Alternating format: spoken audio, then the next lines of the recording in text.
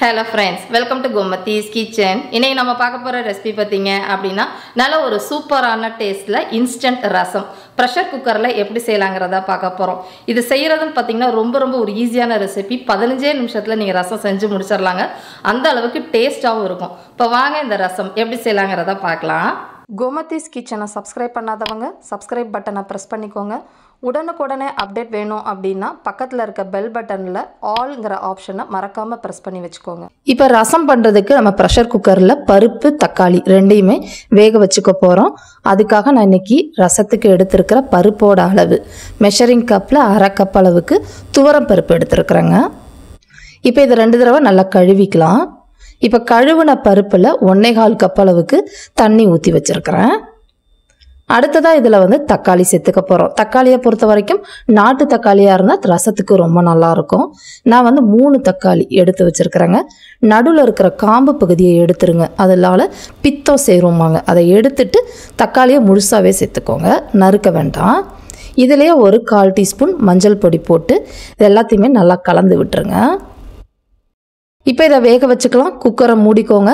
Pressure வச்சுட்டு ஒரு மிதமான தீயில் 3லேருந்து 4 விசில் பருப்பு நல்லா மலர்ந்து வர அளவுக்கு வேக வச்சு எடுத்துக்கோங்க.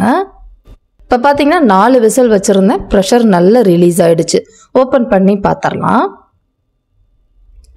பருப்பு தக்காளி ரெண்டுமே நல்லா வெந்து வந்துருக்குதுங்க.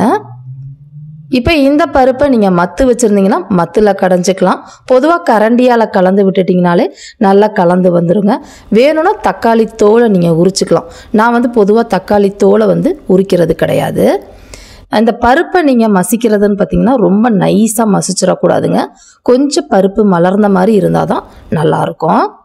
இப்போ பார்த்தீங்கன்னா நல்லா மசிச்சு இந்த அளவுக்கு மட்டும் கொண்டு வந்திருக்கிறேன். இப்போ இதுலேயே நல்லா தாராளமாக பொடியாக நறுக்கினா கொத்தமல்லி கருவேப்பிலை இலைகள் சேர்த்து நல்லா கலந்து விட்டுருங்க. இப்போ இந்த ரசத்துக்கு ரசப்பொடி சேர்க்க போகிறோம். நான் வீட்டில் அரைச்ச ரசப்பொடி தாங்க சேர்க்க போகிறேன். அப்படி இல்லைன்னா நீங்கள் கடையில் வாங்கினது கூட யூஸ் பண்ணிக்கலாம். இப்போ செய்ய போகிறதுக்கு 1 டேபிள் ஸ்பூன் அளவுக்கு ரசப்பொடி சேர்த்துருக்கிறேன். வீட்டில் எப்படி செய்யணுங்கிற ரெசிபி ஏற்கனவே போட்டிருக்கிறேன். லிங்க் கீழே டிஸ்கிரிப்ஷனில் இருக்குது, செக் பண்ணி பாருங்கள். இப்போ இதெல்லாம் நல்லா கலந்துட்டு இதில் தேவையான அளவு உப்பு நான் ஒரு 2 டீஸ்பூன் அளவுக்கு கல் உப்பு சேர்த்துருக்குறேங்க. இதுவே டேபிள் சால்ட் அப்படின்னா ஒரே 1 டீஸ்பூன் மட்டும் போதும். 2 டீஸ்பூன் போட்டிங்கன்னா ரொம்ப ஜாஸ்தி ஆகிடும். இப்போ இதுலேயே புளி தண்ணி சேர்த்துக்க போகிறோம். புளியை பொறுத்த வரைக்கும் ஒரு சின்ன எலும்பிச்சம்பழம் அளவுக்கு புளி, அப்படி இல்லைன்னா பெரிய நெல்லிக்காய் அளவுக்கு. புளியோட புளிப்புக்கு ஏற்ற மாதிரி புளி அளவு கொஞ்சம் கூட குறைச்சி சேர்த்துக்கோங்க. அந்த தண்ணியோட அளவு 1 கப் அளவுக்கு சேர்த்துருக்குறேன். இப்போ இந்த ரசத்துக்கு தேவையான அளவு தண்ணி கிட்டத்தட்ட 8லேருந்து 9 கப் அளவுக்கு மெஷரிங் கப்பில் தண்ணி சேர்த்துக்கோங்க, சரியாக இருக்கும். இப்போ இதுலேயே ஒரு 1/2 டீஸ்பூன் பெருங்காய பொடி சேர்த்துருக்குறாங்க. கட்டி பெருங்காயமாக இருந்துச்சு அப்படின்னா ஒரு சின்ன பீஸ் நீங்கள் தாளிக்கிறப்ப போட்டு பொரிய விட்டதுக்கப்புறம் கூட நீங்கள் சேர்த்துக்கலாம். இது எல்லாம் நல்லா கலந்ததுக்கப்புறமா இது ஃப்ளேவருக்காக 2 பச்சை மிளகாயை கீறி விட்டு சேர்த்துக்கோங்க. ரொம்ப ஜாஸ்தி போட்டுற வேண்டாம். இப்போ இந்த ரசம் நல்லா கொதிச்சு வரட்டும். இப்போ பார்த்தீங்கன்னா ஒரு 5 நிமிஷம் நல்லா கொதிக்க வச்சுட்டேங்க.